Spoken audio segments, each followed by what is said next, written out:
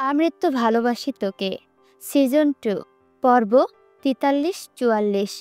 লেখিকা ফারজানা মনি। গল্প পাঠে আমি অরোরা ইসলাম। রাতের আকাশ যেন অনুভূতির ক্যানভাস, যেখানে তারাগুলো স্মৃতির আঁচড় কাটে। রাতের নীরবতা কারো মনে শান্তি নিয়ে আসে, আবার কারো মনে প্রবল অশান্তি। এ সময় আমাদের অনুভূতিগুলো আরও গভীর হয়ে ওঠে। রাতের আকাশে যে চাঁদ দেখা যায় তা দিনের সূর্যের আলোর মতোই মূল্যবান। রাতের নিস্তব্ধতায় আত্মার কথা শোনা যায়। নিস্তব্ধ রাত অনেকের কাছে আবেগ প্রকাশের এক বিশেষ মুহূর্ত। তেমনই একটা রাত আজকে। আকাশের রূপোর থালার মতো মস্ত বড় একটা চাঁদ উঠেছে। আরিফ ছাদের কার্নিশে হাত দিয়ে সে চাঁদের দিকে তাকিয়ে আছে। হয়তো সেই চাঁদের মধ্যেই খুঁজছে তার প্রিয়সীর মুখ। সে কি করে বোঝাবে মিমকে যে কতটা ভালোবাসে?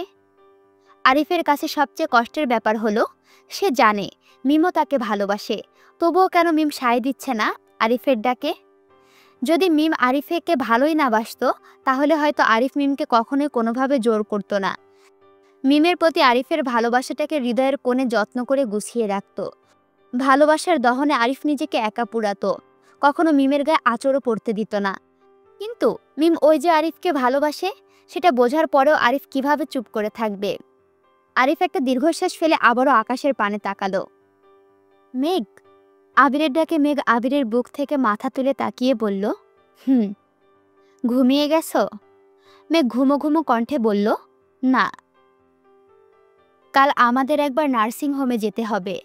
মেঘ নাক ছিটকে বলে উঠল, উফ, আমি নার্সিং হোমে যেতে পারবো না। আবির ভ্রু কুঁচকে মেঘের দিকে তাকিয়ে জিজ্ঞাসা করল, কেন যাবে না? নার্সিং হোমে গেলে আমার বমি হয়।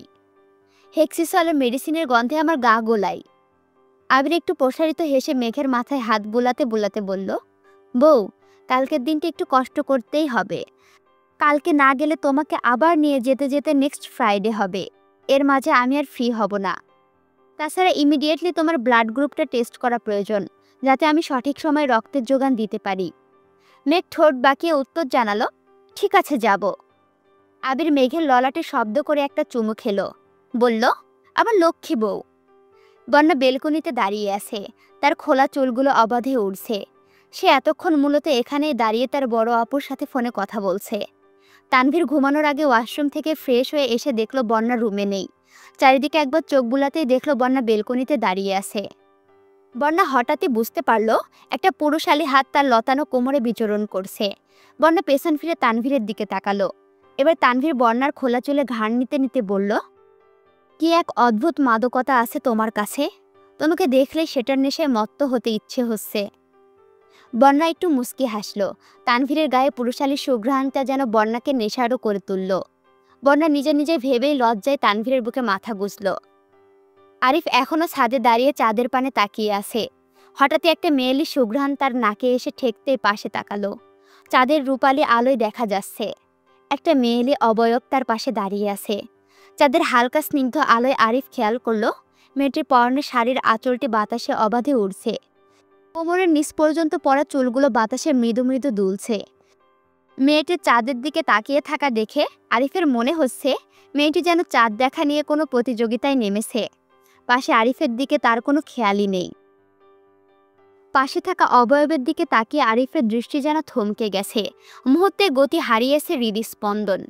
মনের ভেতর নিষিদ্ধ চাওয়াগুলো যেন এলোমেলো হয়ে ছুটছে। এক মুহূর্তে যেন নিজের চোখকে আরিফের অবিশ্বাস্য লাগছে। তার মনে হচ্ছে তার পাশের অবয়বটি তার অতি কাছের, অতি চেনা কেউ।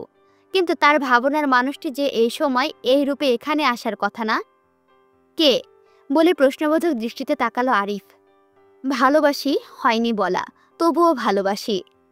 পাশাপাশি হয়নি চলা, তবুও পাশাপাশি বলে আরিফের দিকে ফিরে তাকালো মিম। এক মুহূর্তে যেন থমকে গেছে আরিফের হৃদস্পন্দন। বুকের ভেতর ধুকপুকানি ক্রমশই বাড়ছে।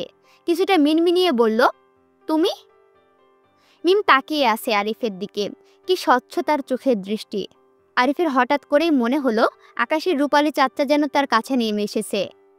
চাঁদের মৃদু আলোতে হালকা পিঙ্ক কালারের শাড়ি পরে দাঁড়িয়ে আছে মিম।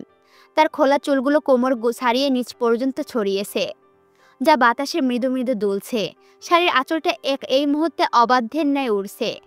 কি মোহনীয় সেই দৃষ্টি! আরিফ কিছুক্ষণ তাকিয়ে থেকে চোখ সরিয়ে নিল। এই নারীর দিকে তাকালে আরিফ তার মনকে আর কিছুতে আটকে রাখতে পারবে না। হারিয়ে যেতে ইচ্ছে করবে এই রমণীর মাঝে। হঠাৎই মৃদু ধাক্কায় কেঁপে উঠল আরিফ। 2 কদম পেছনের দিকে সরে গেল। আকস্মিক ঘটনায় আরিফ হতবম্ব, নিস্তব্ধ। কি ঘটল এই মুহূর্তে তার সাথে? তাল সামলাতে না পেরে ছাদের কার্নিশ চেপে ধরল। কোনো কিছু বুঝে ওঠার আগেই মিম ফুপিয়ে ফুপিয়ে কান্নার শব্দ শোনা যাচ্ছে। মিম এখানে অনেক আগে এসেছে, কিন্তু আরিফের কোনো ভাবান্তর না দেখে বুঝতে পারল আরিফ তাকে এখনো ক্ষমা করতে পারেনি।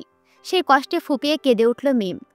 নিজের ভয় জড়তাকে সাইডে রেখে আশ্রে পড়ল আরিফের শক্তপুক্ত ঢেউ খেলানো বুকে। আমাকে প্লিজ ক্ষমা করে দিন।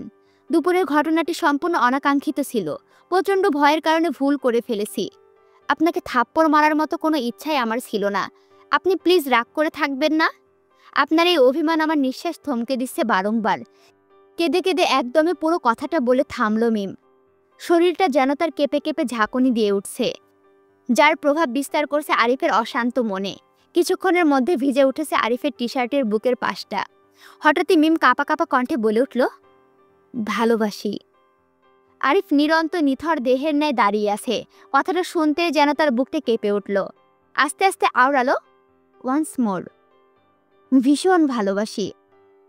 আরিফ আবারও বলল, এগেইন। এবার যেন তার কণ্ঠটা কাঁপা কাঁপা শোনা যাচ্ছে। মিম এবার কিছুটা সাহসের সাথে বলে উঠল, ভালোবাসি, ভীষণ ভালোবাসি, অনেক অনেক ভালোবাসি। প্লিজ পরিস্থিতি যেমনই হোক কখনো আমাকে ছেড়ে যাবেন না। পরিস্থিতির কথাটা ভাবতে মিমের বুকটা যেন ভয়ে দুরু দুরু করে কাঁপছে। আরও শক্ত করে জড়িয়ে ধরল আরিফকে। এবার আরিফের সকল রাগ অভিমান ভুলে শক্ত বাহুতে ডোরে আলিঙ্গন করল নিজের প্রায়সীকে। আকাশের চাঁদের দিকে ফিরে তাকিয়ে আরিফ একটা দীর্ঘশ্বাস ফেলল। আজ অনেকগুলো দিন পর তার মনে বয়ে চলেছে প্রশান্তির হাওয়া। আকাশের চাঁদটা যেন আজ ভিন্ন উদ্দেশ্য নিয়ে উদয় হয়েছে। চাঁদের যেন একান্তই অবিলাস আরিফ ও তার প্রেয়সীর ব্যাকুল প্রেমের সাক্ষী হওয়া। ভিডিও দেখা শেষ আর দৌড় মানে চলে যাচ্ছ। সাবস্ক্রাইবটা কে করবে? হ্যাঁ, তাড়াতাড়ি সাবস্ক্রাইব করো, না হলে পরবর্তী ভিডিও তো মিস করে ফেলবে। আর কে কোথা থেকে ভিডিও দেখছো অবশ্যই কমেন্ট করে জানাবে। আর ভিডিওটা কেমন লাগলো অবশ্যই কমেন্ট করবে। আল্লাহ হাফেজ।